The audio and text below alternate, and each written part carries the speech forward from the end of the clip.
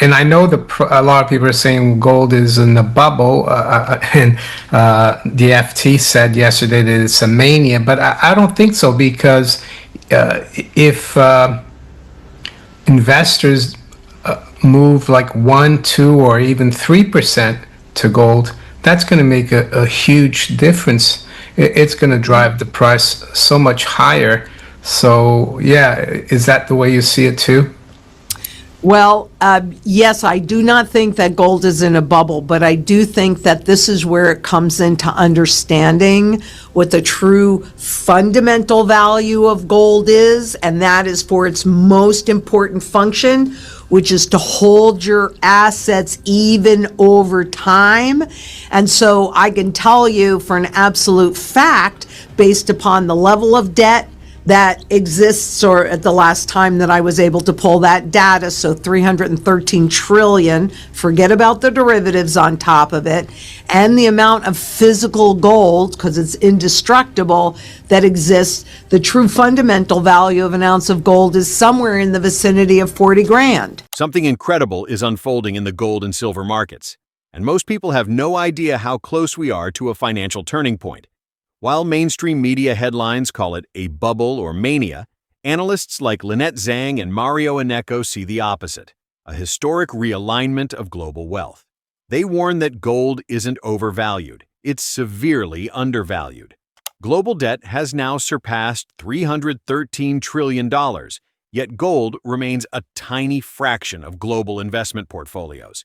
Lynette points out that, based on debt-to-metal ratios, the true fundamental value of gold could be around $40,000 per ounce, meaning we're still at the beginning of the repricing cycle, not the end.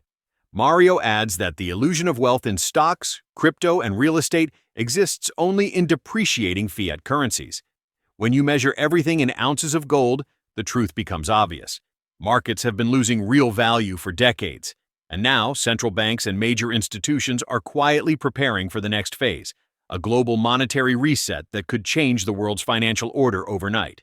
So let's break down what's really happening and why Lynette Zang and Mario Innecco believe something incredible is coming for silver stackers and gold investors alike. We have minted lots and lots of millionaires in this country, but that's because of the rise in properties, prices, the inflation in property prices and stock prices and even crypto prices, but these people are cash poor. So it's just through inflation that it makes you look rich, but you really are not. You know, trillion-dollar companies, is that because they're really worth trillions of dollars, or that the dollar's worth that much less? That's really what it is. Yeah, I think a good way to look at things is to price stuff in gold. And if you look at price of the stock market, the Dow and S&P since 1999, 2000, they've been going down. So it's like an illusion of wealth. And I think Exactly. this is what the rising gold and silver price is going to expose, in my opinion. I don't know what you think about that. I agree with you. Yeah, That yeah. is, and I think that you're seeing the gold and silver price, the spot market, that contract price go up because more and more people are becoming aware of it. And you even said something in the beginning of this conversation. And look at Morgan Stanley coming out and saying a 20% allocation to gold and silver. That is, Yeah, that kind of turns their 60-40 stocks yeah, and bonds on its head. yeah, and yeah, that was 3 weeks ago, or maybe a little longer ago, and it's amazing how the rise in gold and silver has coincided with that, and I expect other investment banks to come out with the same weighting. Jamie Dimon, as we said earlier, just said that gold could easily go to 5 or even 10. And I think Nassim Taleb, he said that gold now has become de facto the reserve currency. Ray Dalio is talking about gold. Everyone is joining jumping on board, it seems. Yeah. Well, I don't know if you noticed this or not because it was kind of quiet, but gold has actually become the second highest asset in central bank reserve accounts, overcoming the euro. So, yeah, gold is definitely the de facto reserve asset. The only assets that's bigger than that would be dollars at 46%. But in 1971, those reserves were 79% dollars. So that's a huge drop over all that time. And a lot of that move has gone back to gold. And I would dare say within the next, I don't know, maybe month-ish or something like that, we will see that there's more gold going in, or more wealth going into gold than even into treasury bonds. I mean, which has had an Yeah. exodus Yeah. since 2013. So it's not surprising. But that the holding of treasuries have been going down while the holding of gold has been going up. Yeah, and Jamie Dimon also said that it's not that irrational anymore to have gold in your portfolio. No, And it's you know that the amount of investment assets in the U.S. Dedicated to gold is something like 1%, maybe even less. not. So, and I know a lot of people are saying gold is in a bubble, and the FT said yesterday that it's a mania, but I don't think so because if investors move like 1, 2, or even 3% to gold, that's going to make a huge difference. It's going to drive the price so much higher. So, yeah, is that the way you see it too? Well, yes, I do not think that gold is in a bubble, but I do think that this is where it comes into understanding what the true fundamental value of gold is, and that is for its most important function, which is to hold your assets even over time. And so I can tell you for an absolute fact, based upon the level of debt that exists, or at the last time that I was able to pull that data, so 313 trillion, forget about the derivatives on top of it, and the amount of physical gold, because it's indestructible, that exists, the true fundamental value of an ounce of gold is somewhere in the vicinity of 40 grand. Lynette and Mario both agree.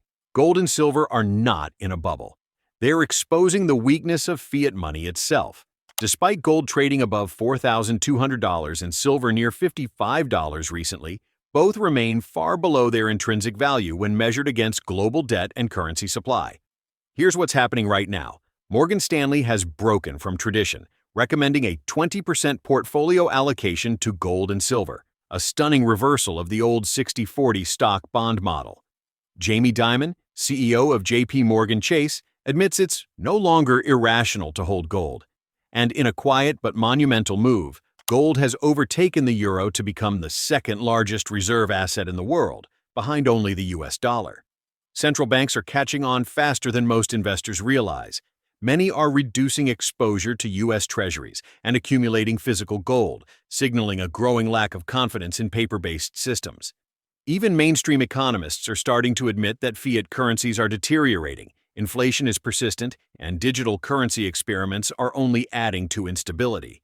Lynette Zang reminds us that every major currency reset, 1933, 1935, 1971, and 1973, devalued the dollar against gold.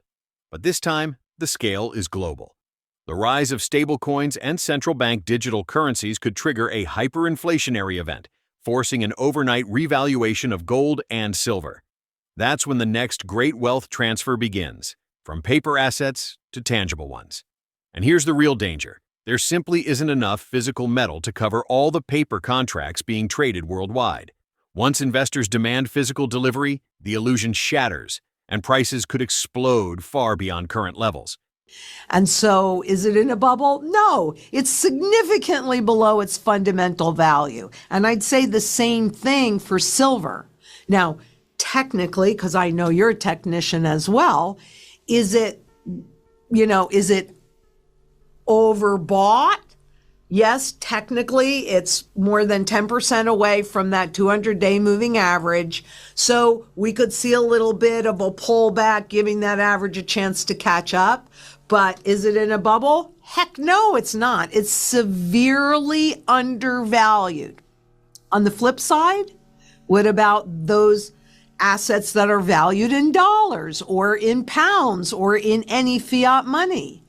Well, the fundamental value of these currencies is zero, a big fat zero. So anything that is only valued in dollars or pounds or euros, well, here's a $10 trillion Zimbabwe note. I can't buy a thing with it, but I'm a trillionaire. So yeah, no, gold and silver are severely undervalued. Short term, they could be in a bit of a price bubble because I think the central bank is losing control. I mean, up to this point, the banks have been suppressing the price by just buying a whole bunch of contracts and creating a whole bunch of gold and silver that does not nor ever will exist. But they're not cooperating anymore. That's creating a conundrum for the central bankers. And I heard that Powell, in fact, we have the voice clip of it if you want me to send it to you. So you could, he didn't know what to say. He didn't know what to say. I guess conundrum, that would be a term Greenspan would have used. Yep. Yeah. Yep. Yeah. So Unintended consequences. yeah, irrational exuberance. Yeah. Debasement trade. It was triggered by Putin and China. But you recently, I saw just a few days ago, you spoke about the reset. And I speak quite a bit about the reset, and I think we've been resetting over time because the dollar is falling versus gold. But you think they could have a really sharp reset, like overnight, like a big reset? Could you explain that to us? Well, number one, every single central bank has a gold revaluation account. In the US, even though people don't realize it, our currency, the US dollar, has been reset against gold 4 times. Back in 33, there were 2 times, right? To $35, from $20 to $35, then from $35 to $38. And again in 71, and then again in 73. So people don't know that because they tried to keep those overnight resets small enough so that the people don't complain. This one, I think, is going to be much, much bigger because they have to settle out the debt. And they have to get rid of it because if the new system is based upon debt, they need a clean balance sheet. And look, I could be wrong, but I'm willing to put my technical neck absolutely on the line and tell you that I am convinced that the advent of the stable coins is going to usher in that hyperinflationary event. And then they will do that overnight reset in a very large way. But it won't still yet be to the fundamental value. Because globally, on average, when they do these overnight resets, they do it 3 times. But as we've seen in Venezuela and Zimbabwe, they're now on their 6th time. So I don't know how many times they're going to do it. But the only thing they have left is money printing. And the more of that they print, the higher in nominal terms, the higher that goes. So we could be looking at trillions of dollars for an ounce of gold. But let me tell you, you won't be able to buy anything just like that $10 trillion Zimbabwe note. It means nothing. Nothing. Don't be blinded by numbers. Understand true value. And when one system dies and it resets into another one, and I've been talking about the reset since 2009, Gold and silver's job is to hold your purchasing power intact so that you actually have something to work with into the new system. Plus, you have the ability to take advantage of opportunities that'll present all along the way. But that's gold and silver's job because they're sound money that cannot be inflated away because they are used in every single sector of the global economy. This is used one place. This is used one place. These are used every place. It's not rocket science. It's simple supply and demand. And as long as they could satisfy demand with paper contracts, that's what they did. But now the tides are turning. And now people, entities, they want the physical. And there's not enough physical to cover all the contracts out there, let alone any of the additional derivatives that are hidden from us. When Lynette Zang talks about gold and silver, it's not about chasing quick profits. It's about preserving sovereignty in a collapsing financial order. In her words, gold and silver aren't investments. They're lifeboats designed to keep you afloat through economic storms. These metals protect purchasing power through every reset, allowing those who hold them to rebuild when paper wealth burns away. So here's the question. Are we witnessing the beginning of the global monetary reset? Can central banks still regain control, or are we watching the system unravel in real time? Let me know your thoughts in the comments below. And if this breakdown helped you see the bigger picture, don't forget to like, subscribe, and share this video. It helps more people understand what's really happening behind the scenes of the gold and silver markets. Stay sharp, stay prepared. And as always, this is Metal Watch, bringing you the truth behind the numbers.